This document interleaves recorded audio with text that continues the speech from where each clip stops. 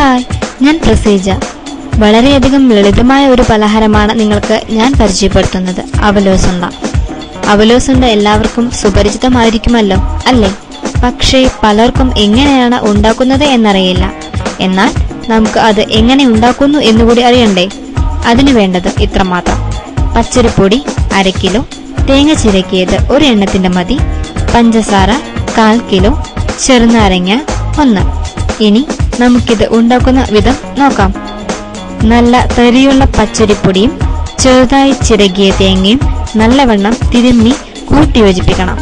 2 മണിക്കൂറിന് ശേഷം ചുവപ്പ് നിറം വരുന്നതുവരെ വറുക്കുക. പഞ്ചസാരയുടെ പാവ് ഇതുമായി കൂട്ടിച്ചേർത്ത് ഇളക്കണം. പഞ്ചസാരയ്ക്ക് പകരം ശർക്കരയും ആവാം. ഇതിനോടൊപ്പം ചെറുനാരങ്ങ നീരും ചേർത്തിളക്കി ചൂടോടുകൂടി ഉരുട്ടിയെടുക്കുക. എന്താ, അവലോസുണ്ട ഇനി നമുക്ക് വീട്ടിൽ പരീക്ഷിച്ചു നോക്കാവുന്നതല്ലേ? ലളിതവും അതുപോലെ സ്വാദിഷ്ടവും.